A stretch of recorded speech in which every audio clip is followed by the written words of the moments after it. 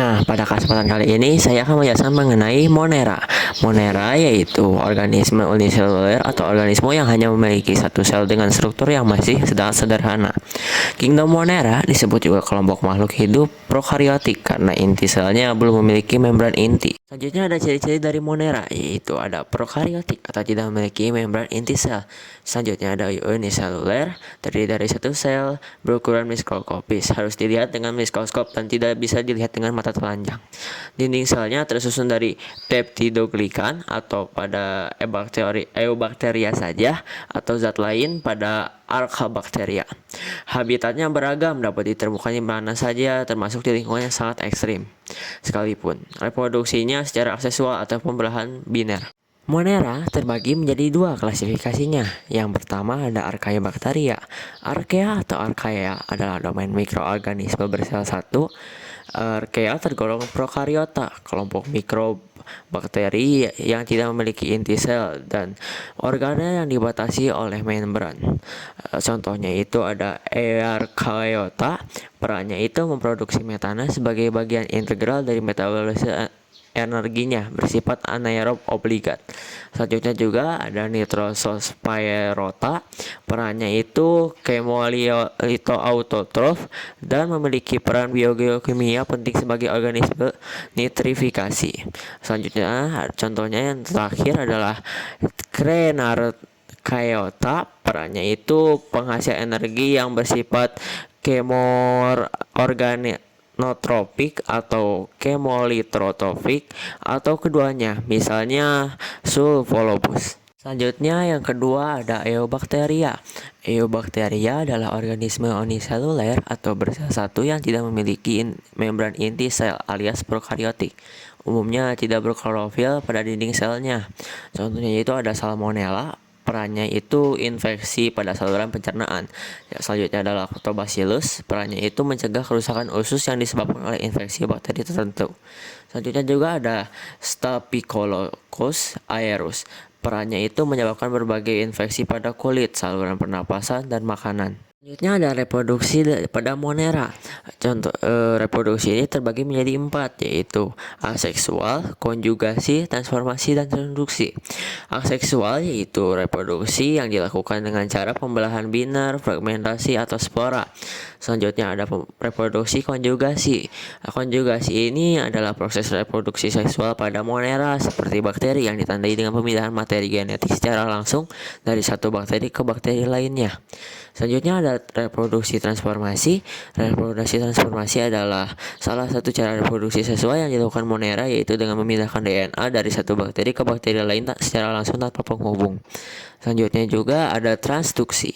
Transduksi adalah satu cara reproduksi pada seksual pada Monera, yaitu bakteri yang melibatkan peran virus phage sebagai perantara pemindahan DNA ke bakteri lain. Selanjutnya ada bentuk-bentuk bakteri pada Monera. Yang pertama ada bakteri kokus. Bakteri kokus adalah bakteri yang berbentuk bulat atau oval. Biasanya bakteri ini hidupnya sendiri atau berkelompok. Selanjutnya ada bakteri basil. Adalah bakteri yang memiliki sel berbentuk batang seperti silinder. Yang selanjutnya ada bakteri spiral. Adalah bakteri yang berbentuk lengkung atau spiral seperti pasta. Nah, teman-teman, di sini saya akan menjelaskan Kingdom Animalia. Pengertiannya, Kingdom Animalia adalah klasifikasi taksonomi organisme yang tidak memiliki dinding sel dan kloroplas sendiri, sehingga mereka bergantung kepada organisme lain untuk makanan. Dan di sini ada ciri-cirinya. Yang pertama, multiseluler atau memiliki banyak sel. Yang kedua, eukariotik atau memiliki organel yang terbungkus membran dan sebuah nukleus. Yang ketiga, tidak memiliki dinding sel. Yang keempat, heterotrofik, bergantung pada organisme lain untuk mendapat makanan. Yang kelima, memiliki sel otot. Yang enam, bereproduksi secara seksual maupun aseksual. Yang ketujuh, membutuhkan oksigen untuk bernapas. Yang kedelapan, memiliki banyak sistem organ untuk bertahan hidup.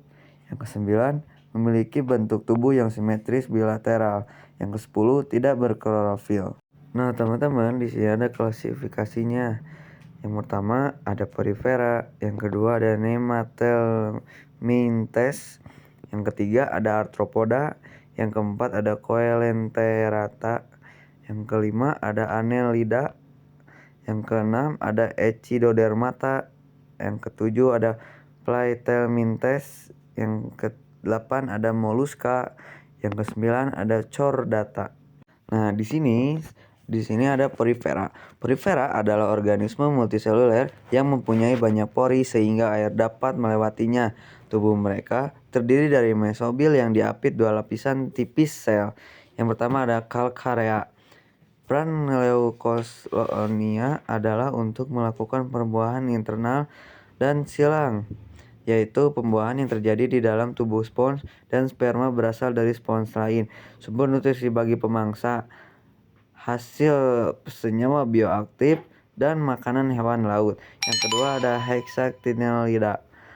Peran Pharea oca untuk memproduksi habitat baru dan kompleks di daerah terumbu karang, area non-terumbu karang, dan kerangka karang mati, menciptakan bukaan dengan berbagai ukuran dan bentuk yang menjadi tempat tinggal banyak hewan, termasuk ikan karang, gurita, kepiting, udang, dan lobster jongkok.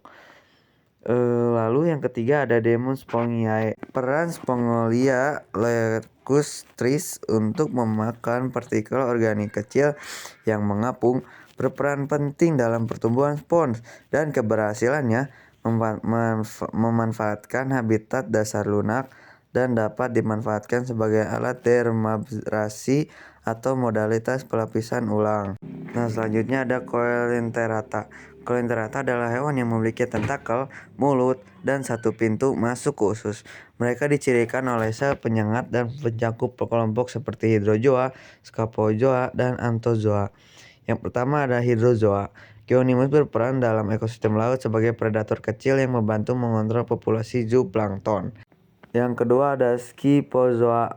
Pelagia noctiluca atau ubur-ubur luminescens berperan penting dalam ekosistem laut sebagai predator plankton dan larva ikan.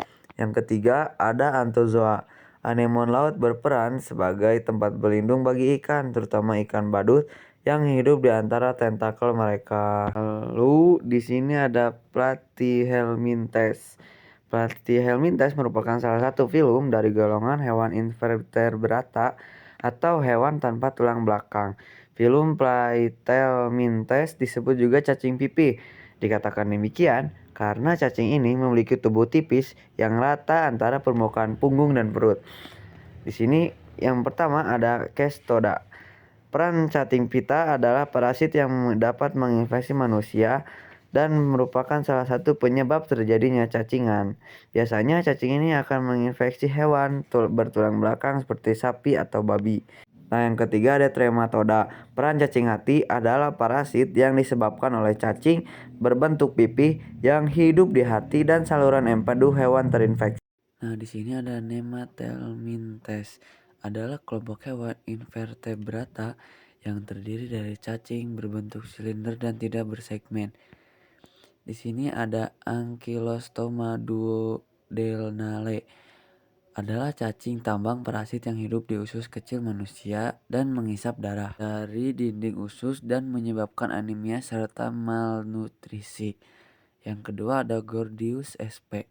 Adalah cacing parasit yang menginfeksi serangga, mengendalikan perilakunya agar menuju air untuk menyelesaikan siklus hidup. Nah, yang terakhir ada Trichinella spiralis.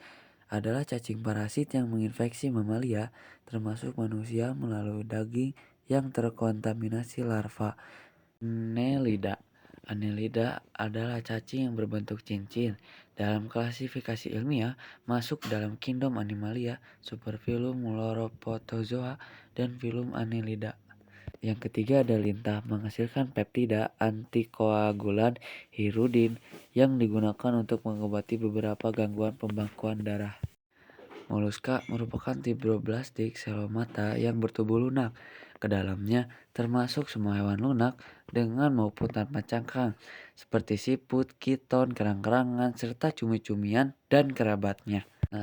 Nah, di sini teman-teman bisa lihat ya contoh-contoh hewannya.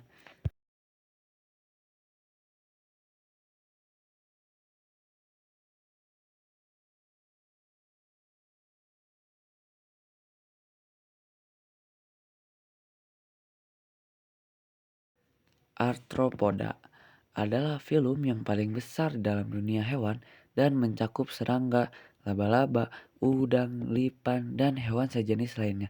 Arthropoda biasa ditemukan di laut, air tawar, darat, dan lingkungan udara, termasuk berbagai bentuk simbiosis dan parasit. Nah, di sini ada contoh hewannya ya, teman-teman. Ada kaki seribu, udang, dan kalajengking.